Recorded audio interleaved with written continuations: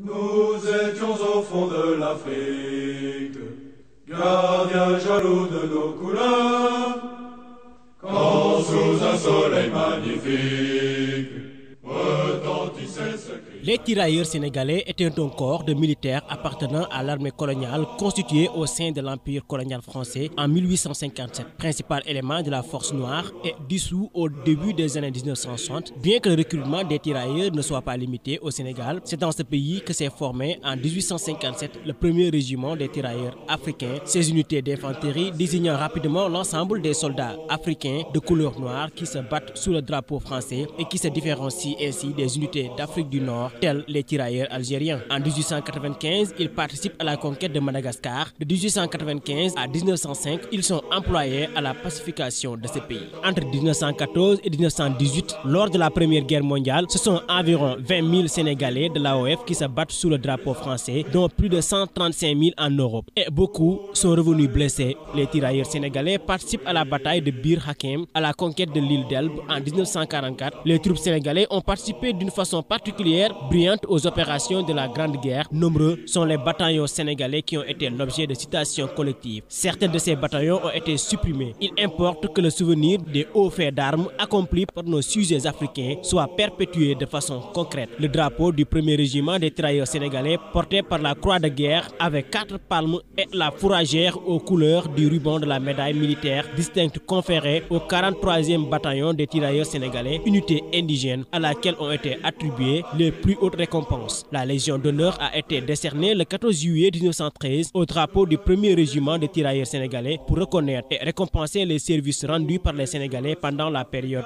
d'expansion coloniale succédant à la guerre 1870 à 1871. Léopold Sédar Senghor les a surnommés les dogues noirs de l'Empire. Blaise Diagne devint en 1917 commissaire général aux troupes noires avec rang de sous-secrétaire d'État aux colonies. Il mène avec succès des missions en Afrique occidentale française pour organiser le recrutement militaire et cette période de guerre, tout en leur promettant des médailles militaires, une bonne solde, un certificat de bien manger, un habillement neuf et surtout de la citoyenneté française une fois la guerre finie. 1er décembre 1944, des dizaines de tirailleurs sénégalais qui réclamaient le paiement de leur solde étaient massacrés par l'armée française dans le camp de Thiaroye, près de Dakar. L'ordre d'ouvrir le feu est donné, ce qui fait 70 tués et autant de blessés graves. C'est l'un des pires crimes commis par l'armée française à l'encontre des soldats indigènes, ces hommes issus des colonies qui se sont battus pour la France durant les 2 guerres mondiales. Le 1er décembre 1944, à la levée du jour, les militaires français ouvraient le feu sans merci sur des tirailleurs sénégalais